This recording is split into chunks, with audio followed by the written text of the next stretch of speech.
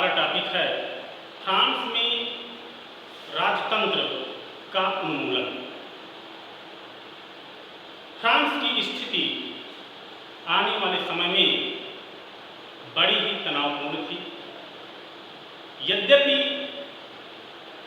जो लुई 16वां था उसने संविधान पर हस्ताक्षर कर दिए थे। इसके पहले अगर देखा जाए तो लुई 14वें ने भी कहा था, मैं ही राज्य हूँ और मेरे शब्द ही कानून हैं। इस प्रकार से लुई 16वें के कार्यकाल में जो सबसे बड़ी विडंबना थी वो ये थी कि जो उनकी राजकुमारी अर्थात ऑस्ट्रिया की राजकुमारी एनत थी, तो लुई 16वां सबसे अधिक मात्रा में जो धन का अपव्यय करता था वो उनके रख रखाव और उनके देखभाल के लिए अत्यधिक पैसा खर्च करता था। इस प्रकार से अप्रैल 1792 में नेशनल असेंबली ने प्रासा एवं ऑस्ट्रिया के विरुद्ध युद्ध की घोषणा का प्रस्ताव कर दिया और युद्ध को यूरोपीय राजाओं एवं कुलीनों के विरुद्ध जनता की जंग के रूप में ले लिया गया। वहां पर एक कवि थे जिनका नाम था राजेट दी लाइव। इन्होंने राजेट दी लाइव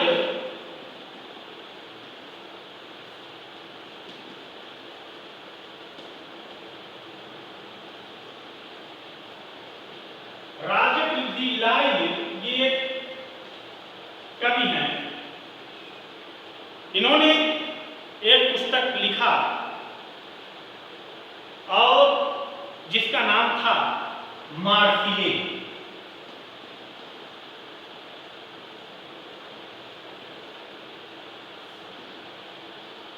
मार्सिले इन्होंने लिखा और अंततः फ्रांस में जो ये मार्सिले रचित राजेट दी लाइव द्वारा किया गया, इसी को राष्ट्रगान के रूप में भी स्वीकारा गया। वॉल्टेयर बहुत बड़े ही विद्वान थे, एक दार्शनिक थे। वॉल्टेयर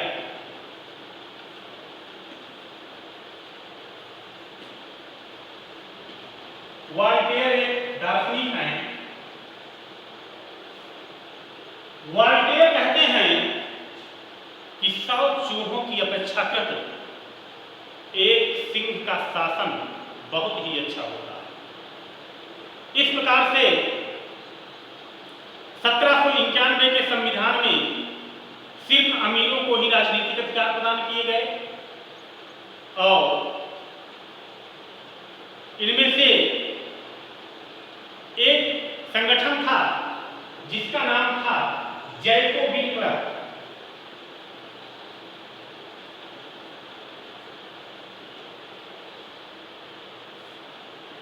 जैकोबिन क्लब ये एक संगठन था और जैकोबिन क्लब को इसमें सफलता मिली।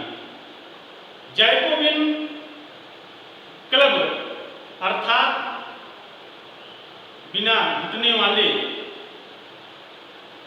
इन्होंने अनेक कार्य किए। जैकोबिन क्लब के सदस्य मुख्यतः समाज के समृद्ध लोग आते थे। इनमें से छोटे दुकानदार और कारीगर इस प्रकार के लोग शामिल थे और धीरे धीरे सन 1792 की गर्मियों में जैकोबिन ने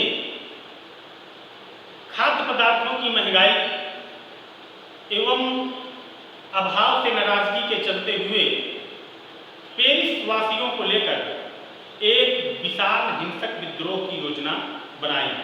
कब योजना बनाई? 1792 में। 1792 में ये विशाल योजना बनाई पेरिस वालों के विरुद्ध। चूंकि उस समय की जो स्थिति थी वो भोजन में खाद्य पदार्थों की बढ़ती हुई महंगाई, पाव रोटी की बढ़ती हुई महंगाई, ये जो विभिन्न प्रकार की स्थितियां थीं, इससे वहाँ का जनमानस काफी उथल पुथल में था। धीरे धीरे यह आंदोलन चलता रहा और इसके बाद लुई 16वें को न्यायालय द्वारा देशद्रोह के आरोप में मौत की सजा सुना दी गई। 21 जनवरी सन 1793 को प्लेस डी ला कांडार्ड में उसके सार्वजनिक रूप से उसको फांसी दे दी गई। 21 जनवरी 1793 को 21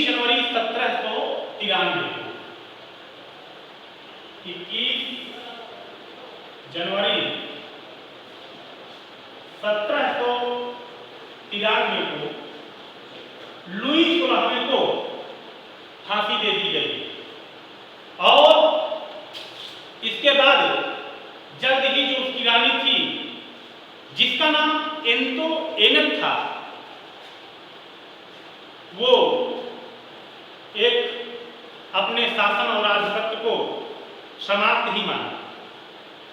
सन 1793 से सन 1794 तक के काल को आतंक का युद्ध कहा गया। 1793 से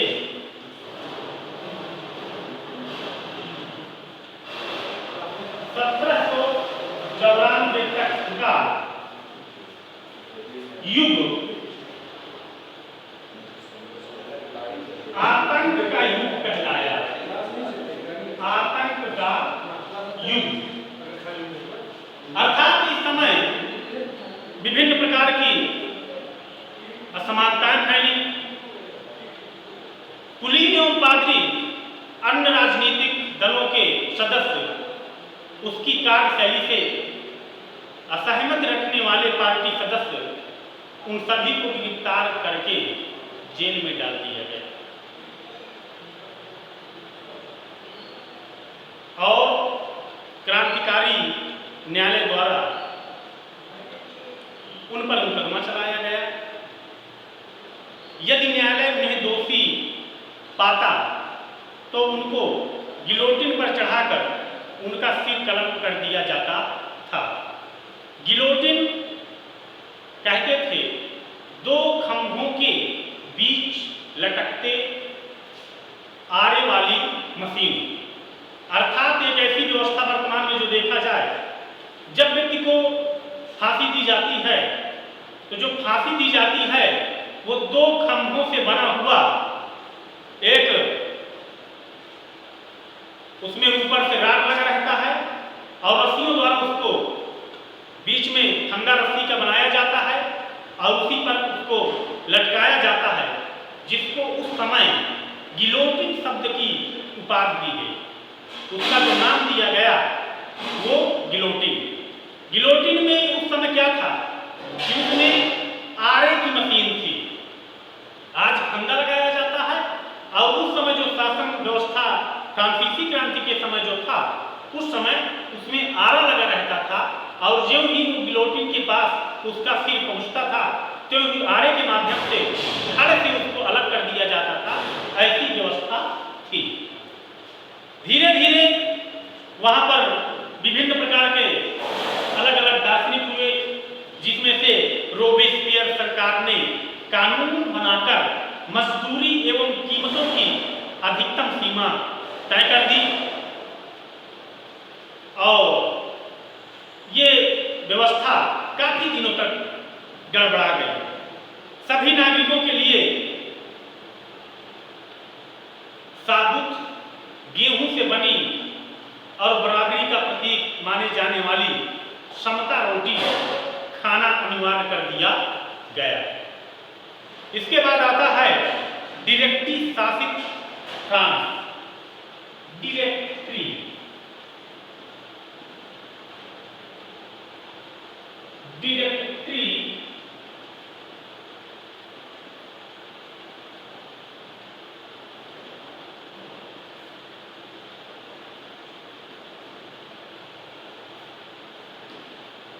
फ्रांस। जैकोबिन सरकार के पतन के बाद मध्य वर्ग के संपन्न तबके के पास सत्ता आ गई। नए संविधान के तहत संपत्तिहीन अर्थात जिसके पास संपत्ति नहीं थी उनको मताधिकार से वंचित कर दिया गया। इस संविधान में चुनी गई विधान परिषदों का प्रावधान था। इन परिषदों ने 5 सदस्यों वाली एक कार्यपालिका डायरेक्टरी को नियुक्त किया और इसी प्रावधान के चलते हुए जैकोबिन के शासनकाल वाली एक व्यक्ति केंद्रित कार्यपालिका से बचने की कोशिश भी की गई। इस प्रकार से व्यवस्थाएं बनी और धीरे धीरे क्रांति आगे बढ़ती गई। क्रांति में महिलाओं को भी शामिल किया गया और अहम परिवर्तन किए गए। महिलाओं ने भी क्रांति में भागीदारी निभाई। क्रांति को आगे बढ़ाया गया।